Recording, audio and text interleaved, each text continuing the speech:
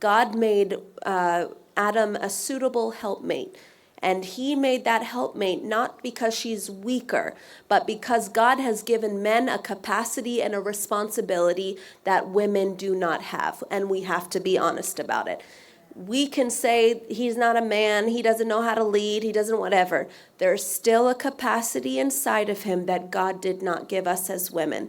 And one of the biggest examples that I can give of that, imagine it's raining and you're in New York City. And if you've ever been to New York City or in France and it starts raining and people start selling umbrellas on the street, those $5, $10 umbrellas, they're not worth much, but they get the job done until you get home. Imagine you have that man. You have the man that gets the job done, isn't anything special, but he gets the job done. That man, no matter how little you view him, is made to handle the rain.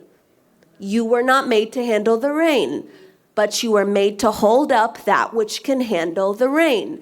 If you didn't have that umbrella, you would come back home smelling like what you were poured on, what poured on you.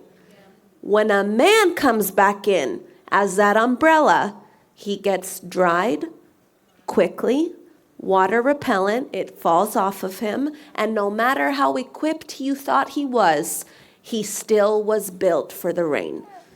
The difference also, some of you want that Neiman Marcus umbrella. Some of you want the wood handle. Those things are heavy.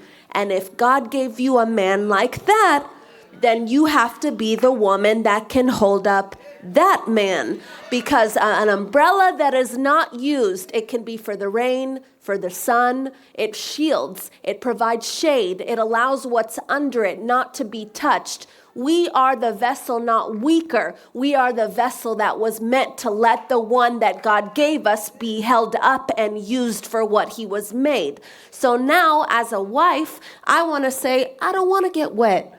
I don't want to sunburn. My skin's not built for that. So instead, I'm going to let the man be who he was meant to be. And if God gave me, which he did, my man's about as heavy as this table.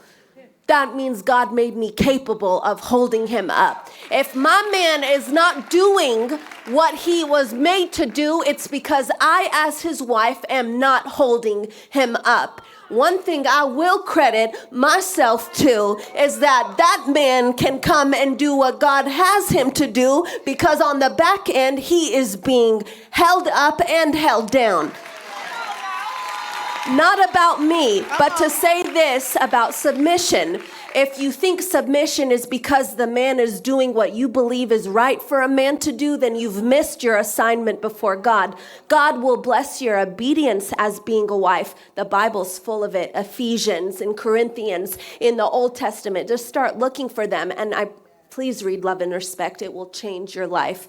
Submission does not make you a weaker vessel. It just makes you the part of the machine that is needed to function, but entrusting somebody else's responsibility that's what they were made for, to do what God has made them to do. So I value submission. Submit one to another is not in the same way. He is not going to submit to me the way I'm going to submit to him. That's not even biblical. As he submits to Christ, so I submit to him who has submitted to Christ.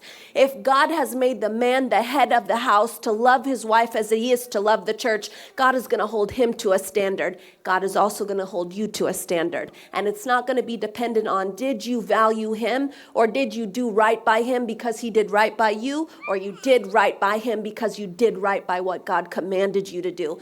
You will see a dynamic transformation inside of your home when you begin to obey his word. Submission is our safety as wives. Submission is your safety as a wife. Whether you have, because I want to believe if you married him, he has good intentions. Even if he doesn't have, or if you're with him, or if you love him, it's because you believe that's a good person, even if they don't have it together yet. Keep trusting God, but allow your heart to not be tainted if he's doing right by you. God will make him do right by you. God knows how to reach the man that he gave you so that you don't suffer and cry, so your child doesn't suffer and cry, and so you don't live in a house that is just like what you've always seen. You will be the chain breaker of marriages and relationships and love in this life if you just do it God's way. Amen. Amen. Wow.